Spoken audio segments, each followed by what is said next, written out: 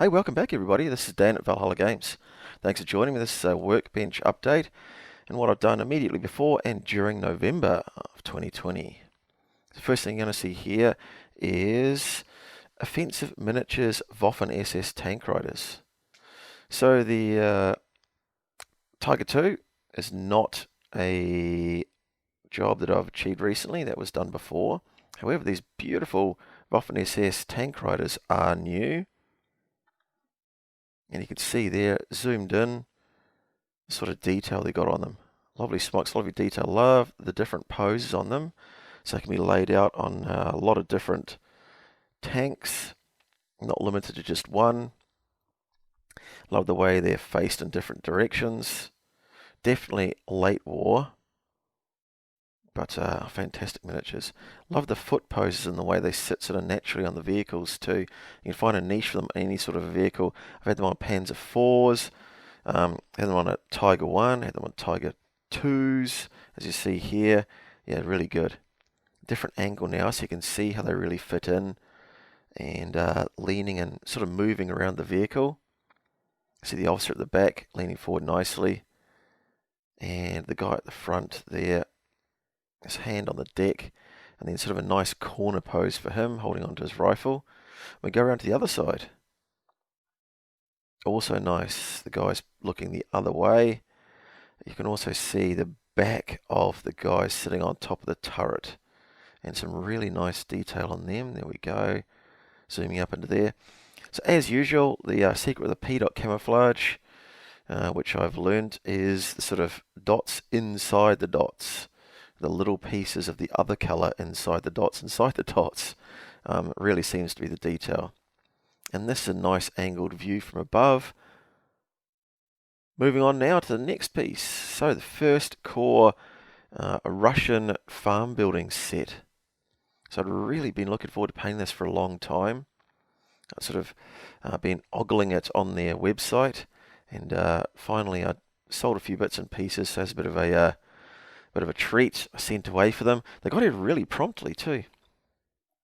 Now these have actually got interior detail, which is something they don't give themselves credit for on the website, because there's no pictures of it actually inside.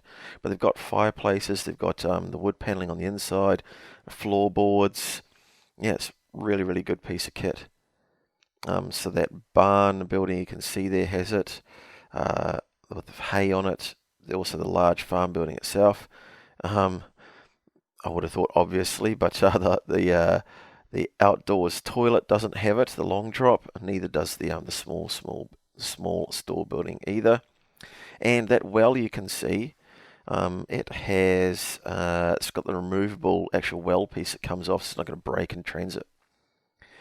So there's a separate piece as well. It's a chicken coop. You can choose to either have a separate little sort of a firewood pile there, or the chickens. I chose the chickens because I thought it was quite natural, and I painted them up to be Pavlovskaya chickens, which are a chicken breed which are found in Russia. I'm known for their hardiness due to the tightness of their plumage, I do believe. And rather fitting. Go on to the next project which are done, and here you can see some finished War Games Factory Soviets. So I reviewed this set quite a while back. I made them up and painted them up so just a tabletop standard for a event that I went to. Then went back and finished them. And yeah, here's how they look like. So very happy. One thing again which I mentioned on the review, and I'd say again, wanting to assemble these boxes as SMG squads, I found it hard to utilize the left hand only holding the SMG, or the SMG sort of in the trail arms position with the left arm, because there were so few right arms that didn't have anything in them.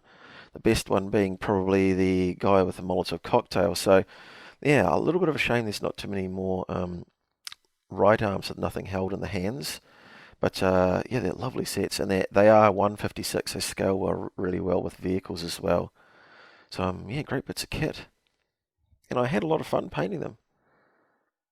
Some fantastic poses. You can see the guy at the back there with a drum magazine, just fitting it back onto his weapon while he's sort of waiting for the oncoming German war machine to approach. Yeah, there you can see the squads as a whole. Really enjoyable. I loved the guy throwing the potato masher grenade. Yeah, that pose of the body arched backwards is one of the things that I really enjoyed when I assembled them. Now we can see some enemies of those Soviets. Here we go. And there's the man himself. So this, of course, is Steiner and three of his men, so a four-man patrol, part of his reconnaissance patrol, in the movie Cross of Iron. And anyone who's seen that will probably instantly recognize these characters. Beautiful sculpting. Really nice. A lot of fun to paint. One of the things that Empress Miniatures, or the manufacturer of these miniatures, does well is the folds and fabric and so on. They're just absolutely beautiful to layer up. Anything by Empress is an absolute joy to layer. You know, it could be a single colour, like Italians I've shown you previously. These guys here, just look at the folds in the fabric and the way they build up, let you build up the layering detail. And there you go around and see the detail of the webbing, the PPSH. They really were a joy to paint, and lots of character in the face. All I had to do to bring it to life was make sure I got the hair colouring right and a bit of stubble. And now we see here, obviously the main selling point here of this miniature is just that absolutely glorious moustache. You can see his tank hunter badges on there, getting his grenade ready. And that's actually quite a popular still photo from the movie release. This man here, you can almost scratch and sniff for this man, can't you?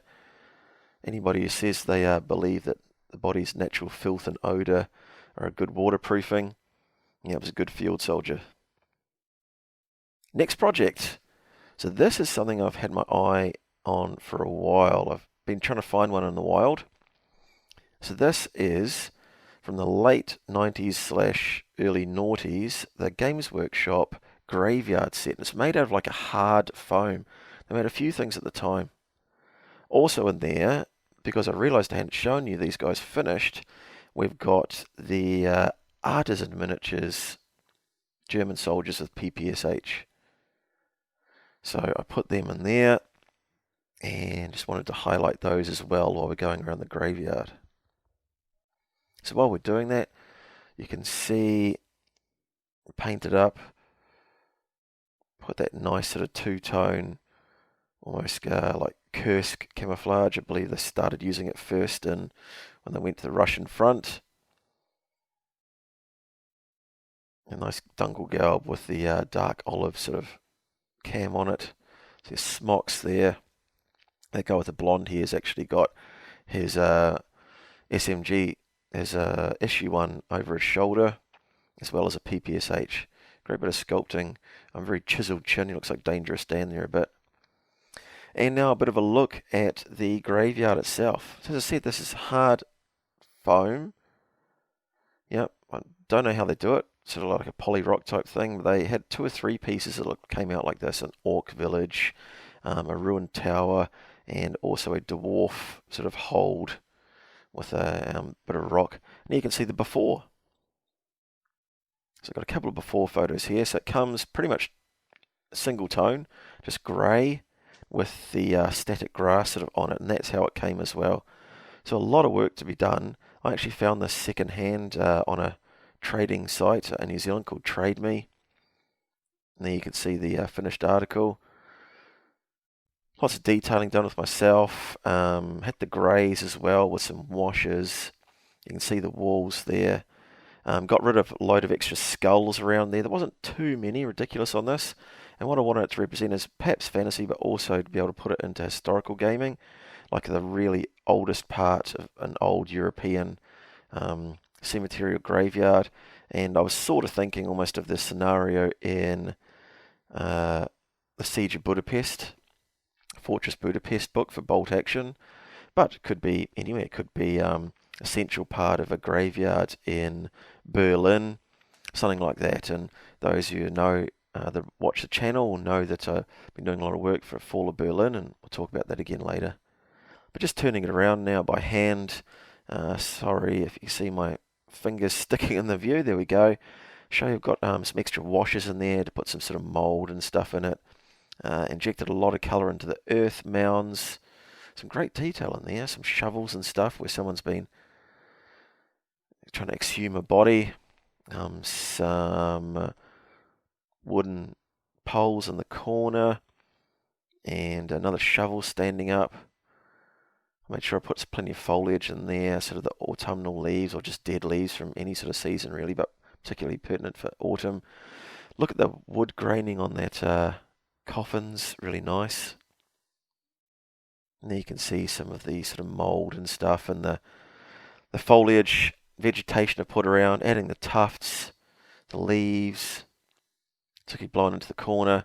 You can see the mould going down the stairs there and the water barrel there for anybody wanting to place flowers and stuff, I presume. Not this particular part of the graveyard. Looks like it's had many people placing flowers for 100 years or something like that. So again, not too ridiculous, fantasy-esque sort of sculpting. Minimum skulls, and those that were sort of just sitting around, I quickly just carved off really easy with a hobby knife. And here we go, next project. So again, I spoke about Empress earlier. At the same time, I ordered these guys. So this is the last levy civilian 88 crew with a Luftwaffe personnel sort of leading them. Beautiful detail on this. The sculpted greatcoats coming around with the neckerchiefs over top of them. The Luftwaffe guys' uniform is just looks really good. Added a bit of stubble to these guys. Wanted them to look much less fresh. Shortage of water and stuff like that. You see the armbands beautifully sculpted. Look at that guy. And this guy at the back here, a favourite of mine, is wearing the one-piece sort of jumpsuit, the overalls, with a sort of fabric belt. Sort of typical of that era. Here we go, next project. So that is a first corps British Airborne Artillery tow Jeep. Love the ammunition boxes on there for the 6-pounder. Yeah, look, really nice Jeep. The figures are quite chunky on it. They're removable in and out, but not overly so. As you can see, there was next to Warlord figures there. And you can see now that I've done some work on one of the Bren teams. Put on 40mm base to really get them together and highlight the fact they're working as a team. Prone figures aren't my most favourite figures, but it was, you know, these guys were in my bits box, and they're just sitting there, and I thought I didn't have a prone Bren team at the moment, so I really wanted to invest some time into doing that. So that's it, guys. Thanks very much for joining me, and join us again soon for another update. See you soon.